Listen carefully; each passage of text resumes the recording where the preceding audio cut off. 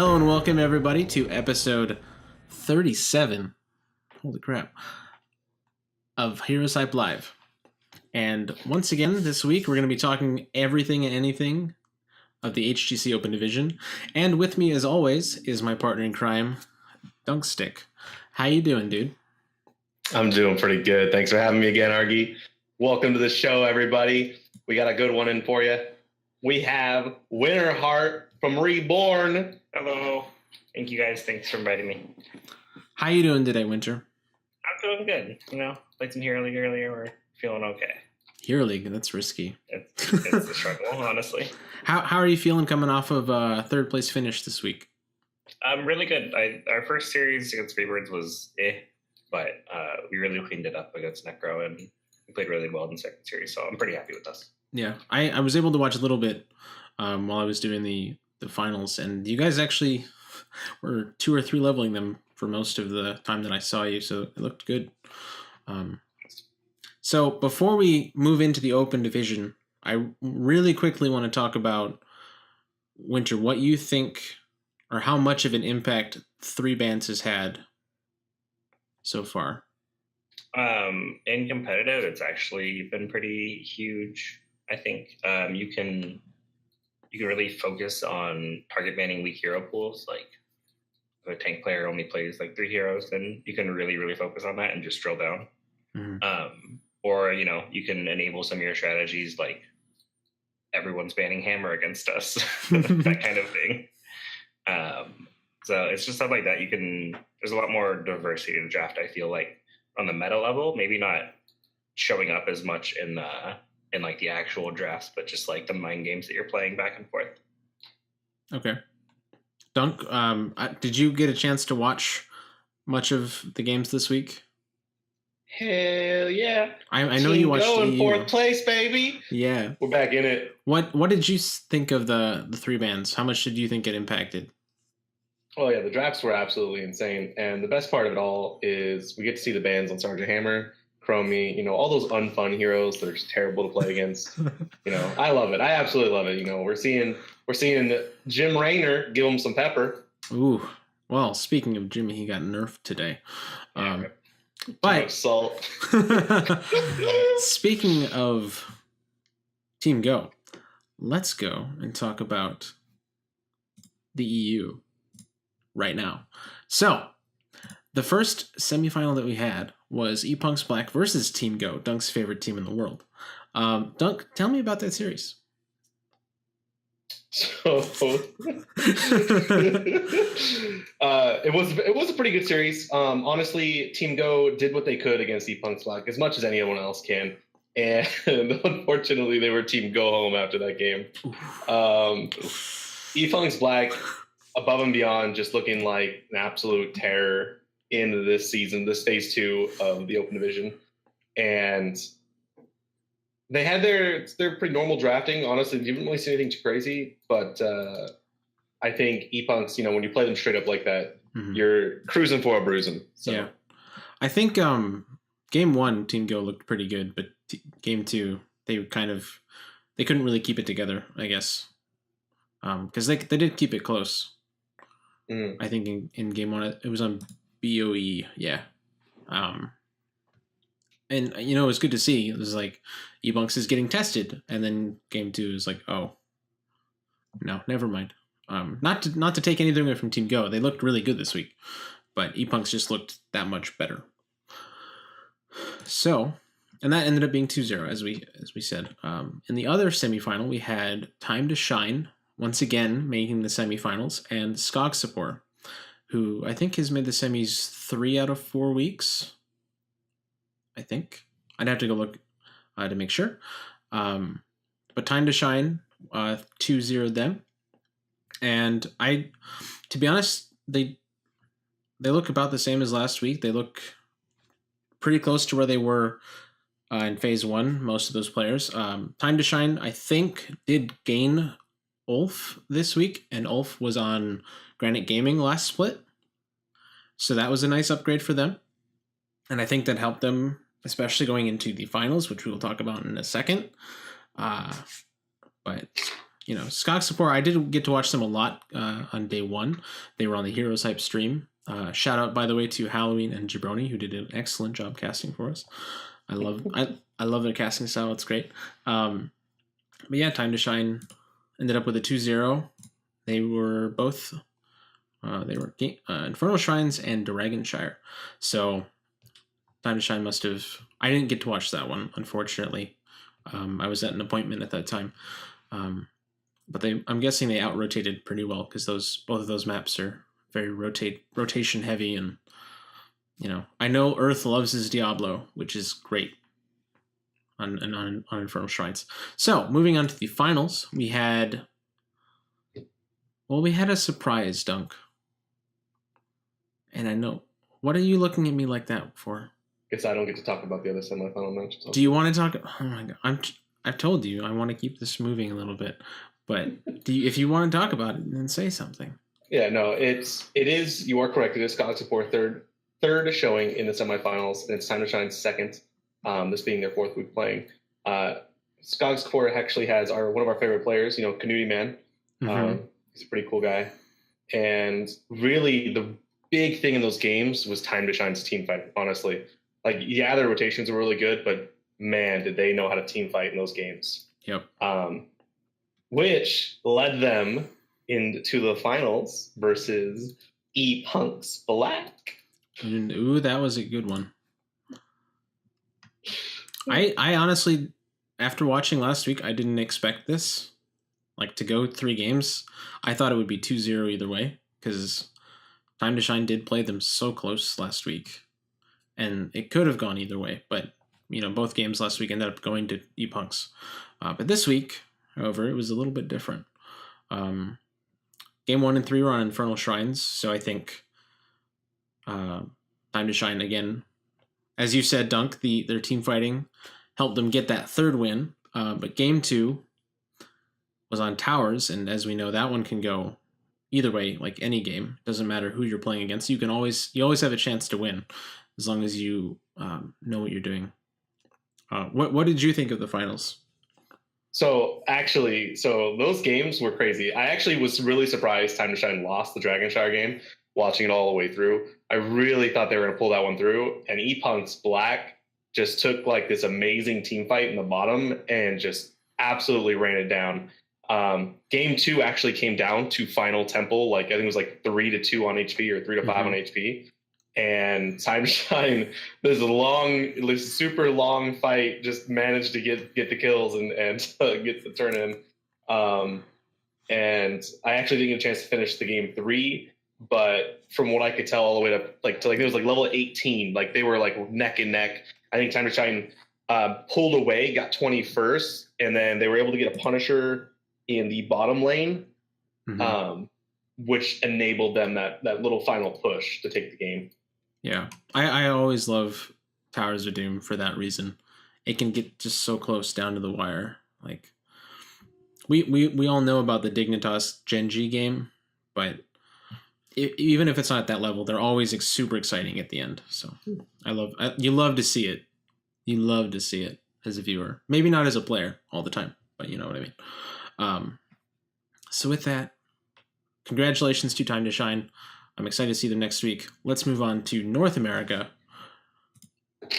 and talk a little bit about our first semifinal. Wrong Orc versus Necrodancers. A few things to note about NA this week. The big news, obviously, was Psystorm coming in. Why are we spamming copy pasta in the chat? Okay. I'm not going to worry about it. I'm going to go on with the show. Psystorm, moving over here from the Philippines all the way to Virginia. They picked up Caesar Salad for their support, and they looked pretty good. I honestly think Divination could have beaten them in the second round. Divination just kind of, I wouldn't say threw game 1, but they definitely were winning game 1, and then they just started staggering. I don't know what happened, but those games looked a little bit like full tilt at that point. especially game 3. Game 3 just kind of looked like Divination just didn't have it in them to keep going. Like Psystorm handily won the 3rd game. Yeah. Divination looked good though. I think they're a solid contender for playoffs. And I want to see them more. We haven't been able to follow them much. I might look and try and follow them next week. That'll be good. But Psystorm was eventually taken down by Necrodancers 2-0. And Necrodancers went to the semis to play Wrong Orc. Now, Wrong Orc has been solidly one of the top 2 teams this entire phase. And Necrodancers took it down to the wire, actually. We actually saw them take game 2 on Infernal Shrines.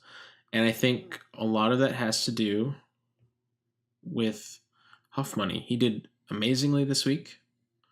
I didn't get to see him in the 3rd place match much, but I loved his play in the semifinals. I thought it was fantastic. Wrong Orc in the end just ended up, I think, out macroing well. That's their strength, They're a very strong macro team. And they got their wins on Curse and Towers of Doom, very macro focused maps. What about? I'm assuming you were watching this series, Winter.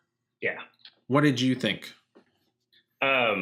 They Wrong Orc, yeah, like you said, is very macro intensive. Like they'll take you to Sky, they'll take you to Curse. They want macro maps because they know that they have better shot calling. It's just what they do. But the game 2 on Shrines, like it took a couple of bad fights, and then Shrines, like Necro's comp just worked out well enough that it's so hard to come back once you give them space. And then Towers of Doom is just, they went back to knowing what they don't, playing what they know and just out macroing and got the W. Dunk, do you have anything to add, or are you pretty much in agreement with Winter here? 100%. No, like when they gave the Necrodancers that team fighting map of Infernal Shrines, and we saw it all the way through. Like I think, what was it? Stitches, Earthquake, the fart spell. James, I'm blanking on the name of that spell. Hyperion. It was Earthquake, Hyperion, and Stitches, Pestilence. Putrid Bile. Putrid Bile. Thank you. I just can't think of the name for it. The team fights, like the slows, were just so dramatic with the Executioner talent, level 1 for Raynor, blessed being nerfed. Like he just did so much damage, and they just could not lock away from it. It was crazy. Mm-hmm. Yeah, I love that combo. Like anything with Earthquake, especially like Raynor with Thrall, even after the Raynor nerfs today, I still think is going to be a very potent combo because like that's just free level 1 permanent 30% damage for that like 15 seconds it's up or something. Nuts. Have we seen has someone run Bloodlust Earthquake yet in the open? Like with the I don't think so. Raynor change? It wouldn't surprise me. It hasn't been on stream personally. Yeah. But I want to see it.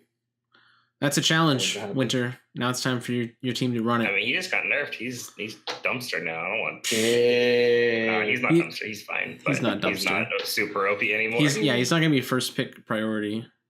Yeah. Anymore. So moving on, we'll go to the other semifinal. We had Freebirds versus Winterharte's team here, Reborne, and I'll just let you kind of take the floor with this Winter and tell me how that series went for you guys. We got bodied. Bodied. No, the first map we didn't. It was Little Sky. We didn't pick enough early game, basically, and we didn't have enough follow up for the Stitches, and so we just you lose first point on Little Sky. You're pretty far behind if you are trying to team fight. That's kind of what we wanted to do anyway. We didn't really have the kind of split push macro that like HeroesHype does on that map sometimes. But we try to take team fights, and then you lose first protector, you lose top well, and then it just snowballs out of control from there if you can't come back into it. Yeah. The second game was a lot closer. Like we played that one a lot better. But just unfortunately got slightly outdrafted again. But it was still a close game. For the second game, I think you could have had that. I do have a question for you, and if you can't say, you can't. But Why Junkrat in both games? Junk's just really good wave clear. He holds really well. I was trying to remember the rest of our draft from both games. Can you remind me? I can try.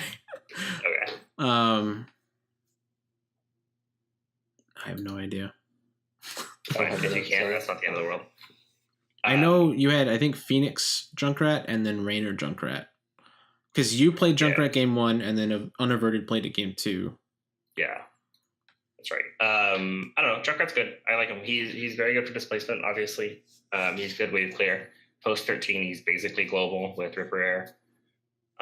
He controls objectives, like point-based objectives, very well with his boop and just his massive AoE damage output. Mm-hmm. And then you can combo him pretty well with, like, we were looking for, like, hook into Riptire kind of things. Sorry, we had Hammer Junk the first game. So, yeah, that kind of thing is, like, Hammer can kind of post up and do her thing in one lane, and then Junk's free to roam wherever. Yeah. And then, so, yeah, I don't know. I like Junkrat, honestly, and we were feeling really good about him from the day before. We played a couple of games of Junkrat in Open. And so I was feeling pretty good on him, but it didn't quite work out for us. Okay. So as we mentioned, I'm going to move on. As we mentioned earlier, you guys did end up 2-0ing Necrodancers. Mm-hmm. Seemed, from what I saw, pretty easy. I wouldn't say it was like the games were easy, but it looked like you guys handled it well. Yeah, we were in control of those games, and we came into those with a better game plan and executed it a whole lot better. Mm-hmm. So you got revenge. Oh, yeah, definitely. Was it week 1? From week 2. Week 2? Yeah. Hey, Liv, I am not calling them out. I'm just saying Reborne played better. Okay? Jeez. I don't know. The word easy was mentioned. And the next thing I was like, easy body? Like, was that the follow-up word there? Like... Easy clap. Okay, let's move on. Let's just move past this. Okay? To the finals, we had Wrong Orc versus Freebirds for the 4th time in a row. I'm waiting, Winter, for you to break that streak. We're working on it. We're working on it. So game 1 was on Cursed Hollow. Wrong Orc was actually not doing very well for most of the game. Freebirds was very much in control until the late game, and then once Wrong Orc got... I think they got Curse, late game Curse, and Freebirds decided to go for the bottom boss. And Wrong Orc's just like, okay, well, we know they're doing that, so we're just going to race. Yeah. And they got the boss way too late. So they either had to have done it way sooner or not done it because, I don't know, that decision just cost them that game. Yeah. In game 2, once again, Freebirds did really well. They were controlling the game until the end, basically. Not as much as game 1, but they were still very much in control of their own fate. And Wrong Orc just kind of pulled it out. Dunk, what about you? What do you think of that series? Yeah, kind of what you said with the first game. Going for a boss against a Cursed, and like they're already on your keep. Like they went for boss, and like they could see them on the keep. Yeah. Mm-hmm. I get that, like, it's kind of like an all-in, like, they're hoping, we'll just burn the boss down, get their team fight, kill them, and then we'll just, like, go back to boss and, like, just end the game. But against a Rainer, like, this is pre-nerf Rainer, oh, man, that dude's hero was busted. Yeah. And then Towers of Doom, like, that match was so close, 7-4 at 21 minutes. Freebirds was up by, like, 20. 20 shots too. Yeah. Unfortunate. That last team fight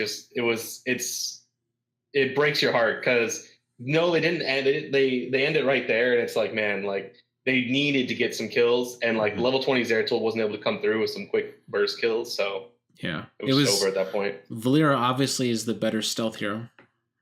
It did really work out in the end. It didn't look so good at early game, but once he was able to just sit on top of Battery, Phoenix couldn't do anything, and that's, I think, what was the big reason that they won that game. Because Battery is really good on that hero. And when he is shut down, like their team fight just goes into the ground. Definitely. Yeah, I love watching both of these teams. Don't get me wrong. I want to see some variety. I want to see some other teams in the finals because I think it makes the series more interesting. Because right now you gave us something new today. I know, right? Yeah. Get with the program, NA. Holy crap! You're working on it. All right. Good, all right. They're good. The Hots sucks. Sure. Whatever you say. Whatever you say. Do you guys have anything more to add about this week's Open Division before we move on? No, we had some good games. We got some new competition. Sidestorm, obviously, we talked about that a little bit. Yep. The teams really need to bunker down and find these wins, approach their draft maybe a little bit differently, especially with the 3 bans. I think whoever really figures out this 3 ban situation, like pronto, is going to be like our grand champions, because there's still 3 more weeks left. And after next week, we have a 2-week break. So teams have time to break into that top 8. Seeding does matter, but reality, like, you need to get that top 8, because it doesn't matter if you get the draft, you figured out the last week. If you have 10 points and the lowest point is 100, that means you have to win the week. And that's not an easy feat when you have these teams at the top, like Reborne, Freebirds, and Wrong Org. So, yeah. One more thing to mention, I forgot. I did say that Caesar Salad joined Psystorm. The team that he was on before, Team Numerics, died, unfortunately, which sucks because I love Kwanzaa. He's such a good player, such a good guy. But hopefully he comes back. Hopefully the rest of the team comes back. Kwanzaa is playing on Team Min-Max. He was? I don't remember. Wait, no, he's not. He was playing with someone. I'll come back to that. I'll figure out who it is. Okay. With that, then, let's move on to talk about our guest tonight, Winterharte. Now, me personally, I got to meet you at Dorm this past year, like a couple months ago, and it was nice to talk down, sit down and talk with you. He just talked down to me the whole time. Shoot. Anyway, what I want to know from you first is just how you got into Heroes of the Storm, why you really started to play competitive, what drove you to it, and how you joined Reborne. Because I think you've been on the team for a really long time. Since like January or February, around there. I played a whole lot of League and Dota. I had like 3,500 hours in League and about that in Dota. And we had friends who were playing this, and they're like, "Oh, it's more of a not as high of a time commitment as a Dota game. Dota games can go like hours and a half plus, and that's normal." And we started playing HOTS, and we were pretty good at it. And then I started playing it more and more, and then started playing Dota less and less, and started just doing HOTS full time pretty much. And then I a while ago, like 3 years ago, I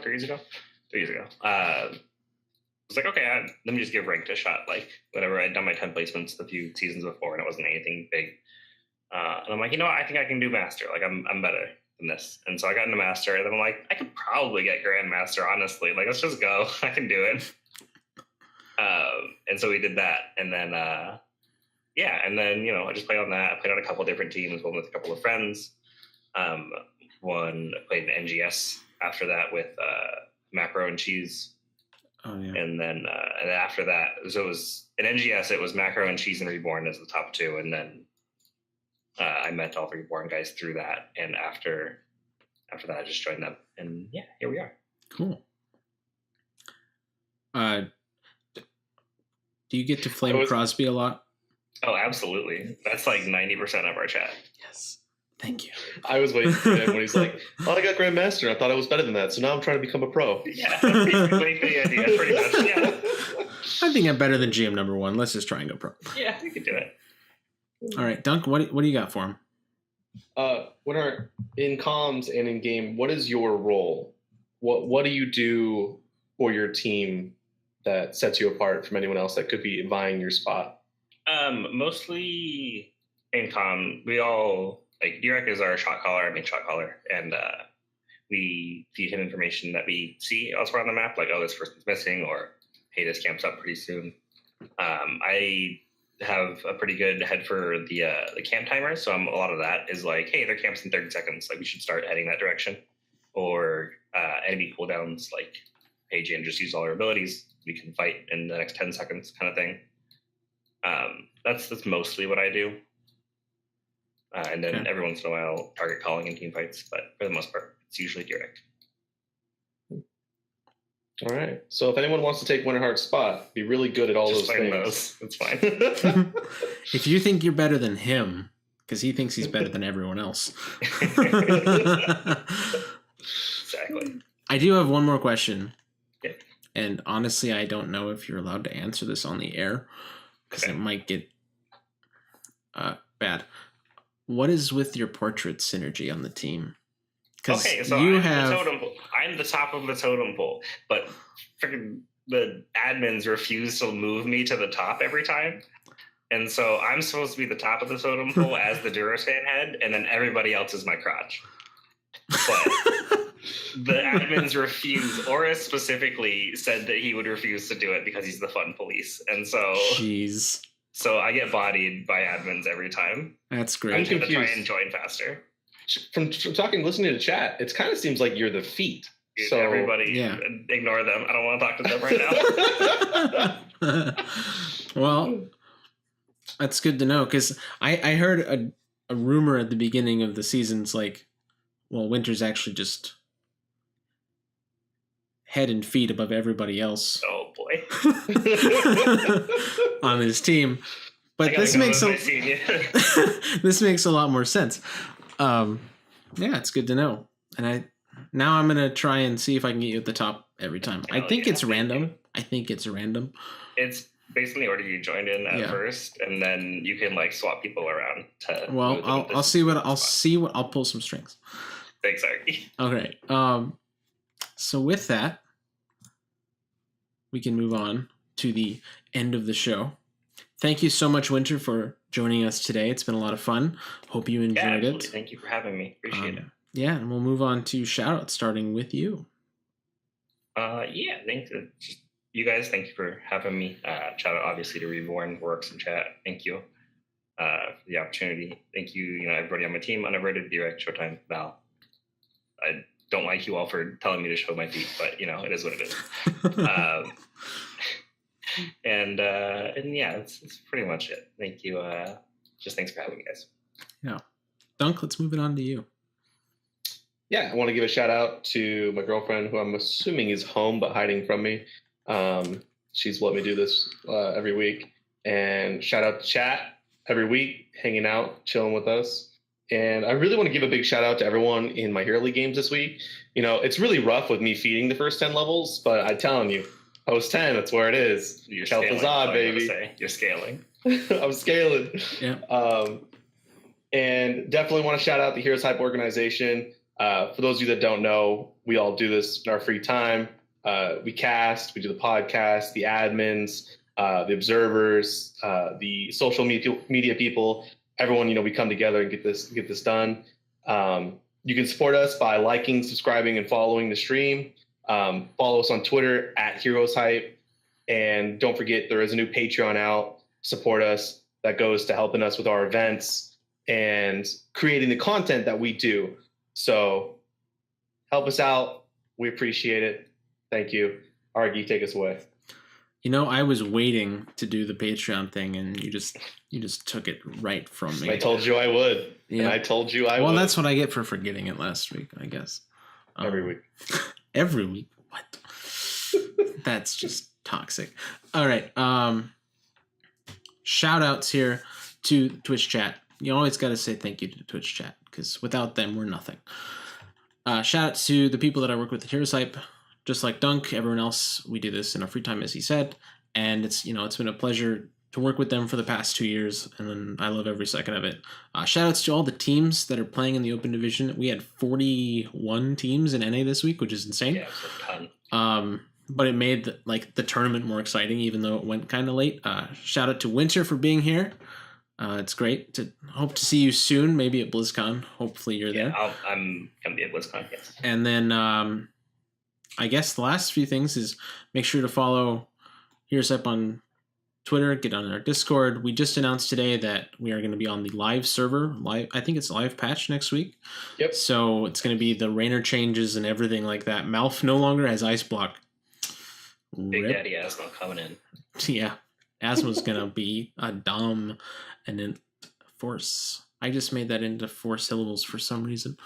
Anyway. Yeah, trying to figure it out still. Yep. I was trying to say dominant and dominance at the same time. It didn't work. Last thing, make sure to follow me and Dunkstik and Winterharte. All of our Twitters are on the screen. And if you want, my Twitch is also the same. It's Argy Hots. And it is correct on the screen, actually, this time. If you look at the screen, though, you have the little bird. I have like the medium bird, and then Winterharte's bird is just huge. Biggest bird. Well, I'm the least important here. Then it's Dunk, and then it's Winter, obviously. So, with that, thank you all for watching, and we will see you next week when we talk about Cup number 5.